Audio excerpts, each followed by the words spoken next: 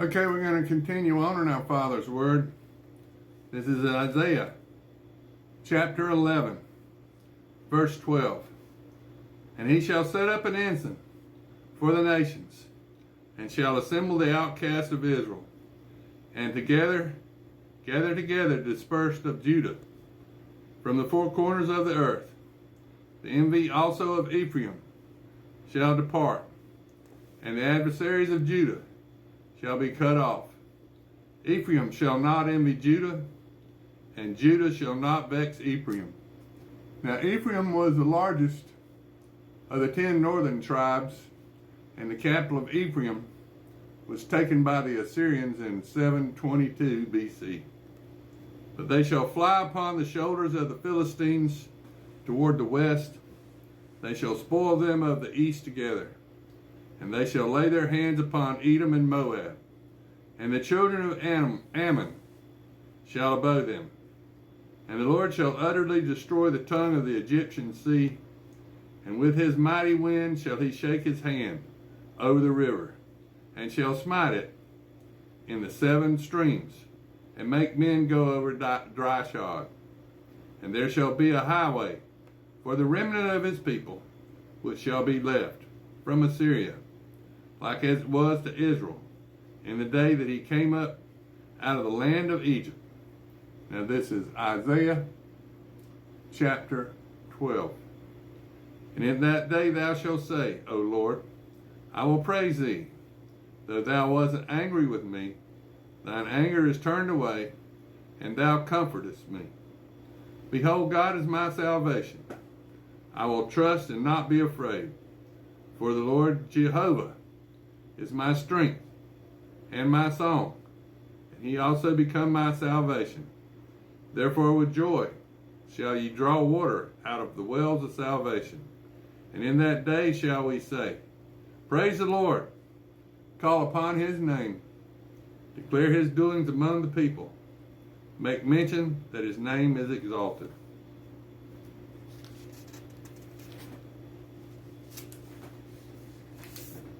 Sing unto the Lord, for he hath done excellent things. This is known in all the earth. Cry out and shout, thy inhabitant of Zion, for great is the Holy One of Israel in the midst of thee. Now this is Isaiah chapter 13. The burden of Babylon, which Isaiah the son of Amos did see.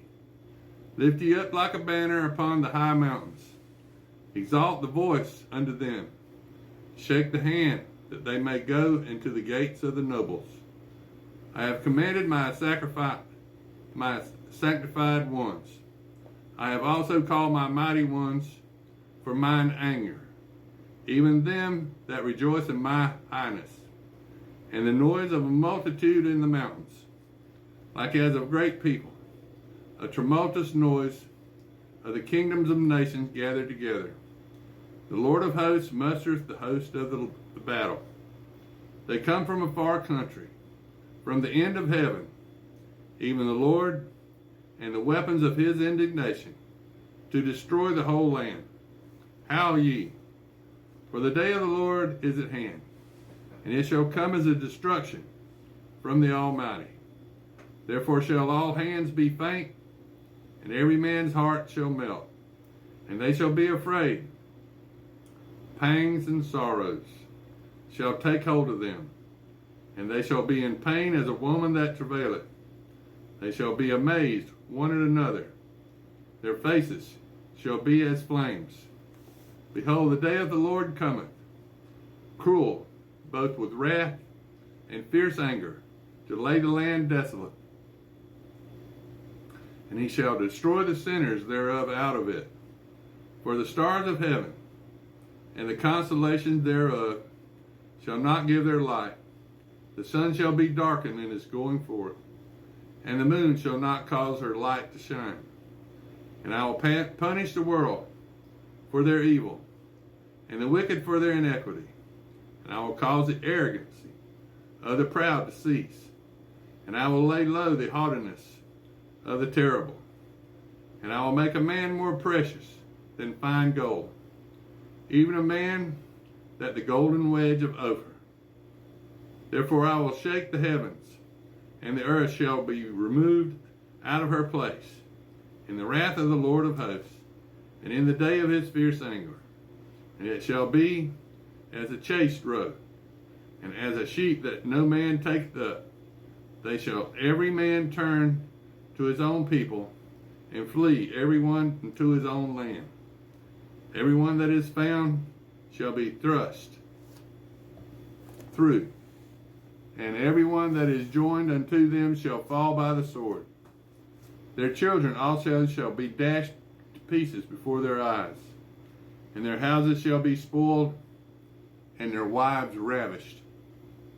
Behold, I will stir up the Medes against them, which shall not regard silver, and as for gold, they shall not delight in it. Their bows also shall dash the young men into pieces, and they shall have no pity on the fruit of the womb, and their eyes shall not spare the children. And Babylon, the glory of kingdoms, the beauty of the Chaldees excellently, shall be as when God overthrew Sodom and Gomorrah. It shall never be inhabited, neither shall it be dwelt in from generation to generation. Neither shall the Arabian pitch tent there, neither shall the shepherds make their fold there, but wild beasts of the desert shall lie there.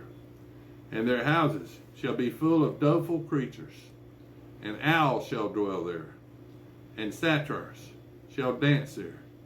And the wild beasts of the islands shall cry in their desolate houses, and dragons in their pleasant palaces.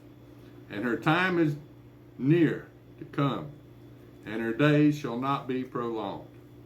Now this is Isaiah chapter 14. For the Lord will have mercy on Jacob, and will yet choose Israel, and set them in their own land.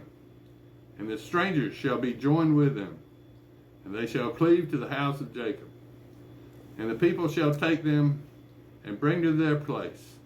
And the house of Israel shall possess them in the land of the Lord for servants and handmaids. And they shall take them captives, whose captives they were. And they shall rule over their oppressors. And it shall come to pass in the day that the Lord shall give thee rest from thy sorrow, and from thy fear, and from the hard bondage wherein thou wast made to serve. That thou shalt take up this proverb against the king of Babylon, and say, How hath the oppressor ceased?